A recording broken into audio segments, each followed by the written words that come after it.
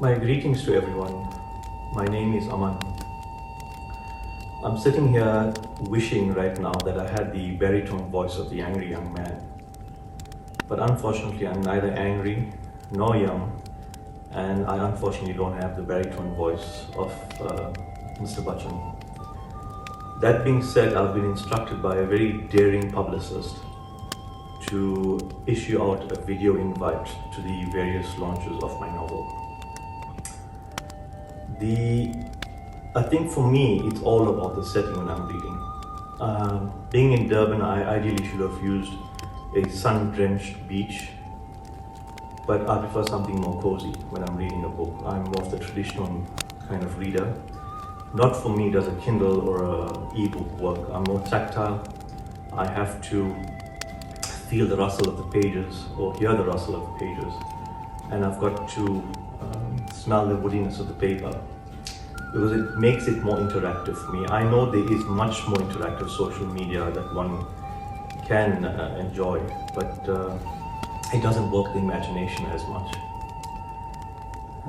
I'm going to read through a small part of one of the chapters from my novel, and I hope you like it. And this will be followed by details on where the various launches are going to be held. I intend having a launch in Durban, Johannesburg and Cape Town, and one in Bombay and Delhi as well. I'm hopeful that I might have one in London, although the book is primarily set in India. England has always had a love affair with the subcontinent. I'm going to read through the book. So it's from chapter 3, and the chapter is called A Little Boy Writes a Note. The scene is a town north of the city of Durban, and it's around 1987. On the right cheek of the arse end of darkest Africa, there's a market town surrounded by acres of sugarcane. From the sky, if one were a giant gazing down, it would look like an array of matchboxes surrounded by long green grass. The town was so small that it would not have even sufficed as a dot on the larger scale map, unless a cartographer felt sorry for it. Locals said that one could drive through the place and miss it if one blinked. So visitors tried desperately not to bat their eyelids whenever they entered. Guests were normally welcomed with a stench that emanated from the sewerage systems on the outskirts of the town, which made their noses cringe at the daggers of sulfur dioxide. The residents, however, had acclimatized to it. Then, their nostrils were never cowed unless an outsider was with them. The townsfolk would then feign exaggerated flinches of their noses to show solidarity with the visitor.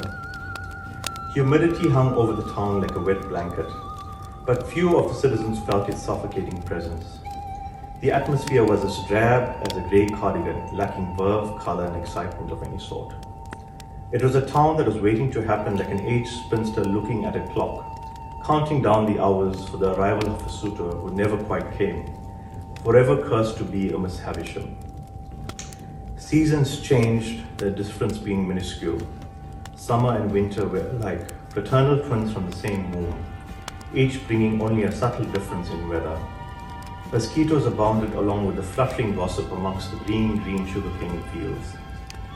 At night, homes would swarm with little insects called easels. Nobody quite knew the actual English word for them, not that this would make a difference. Houses would heave with cackling mothers chasing the creatures with brooms. Frightened girls would jump onto chairs. Fathers would continue with their nightcaps watching the ritual unfold. These insects were born in the morning and died at night, serving some unknown purpose in the Lord's meandering design, unless poor Indian families cooked them into a chutney of some sort. Here no one knew about such sophisticated things as al dente pasta as yet, but they could figure out what another had eaten the previous evening by inhaling the bouquet from their flatulence. Fart, sniff, diagnose. Theirs was a different type of refinement. In the lusher suburbs of the town, bored white madams lay lethargically on the displayed hammocks.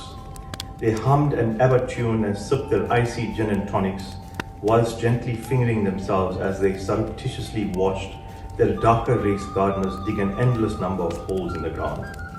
They took in through bulging eyes the size of the appendage that peeped out from torn pants, hand-me-downs from their husbands, despite having been habitually groomed to see the natives as mere workhorses rather than as objects of desire. What if it did feel better though, those huge dangling manhoods? There was something about the town's dreariness that captivated though, perhaps the sheer insipidness of it all, of waking up and knowing that that day would be no different from any other, that that week was merely an extension of the previous one, like one limb that grew from another. Days were a string of sequential pieces of time and repeating events hung out on a clothesline. I think I'll curtail it there. So I hope it's a book that you will enjoy. It'll be available on ebook and Kindle, which is not something I prefer, as I've said, but if you want to go the more tactile route, you can get the novel from your local bookstore, and you can order it online as well, a physical copy of the book. Further details will follow on the actual launch. Thank you for your time.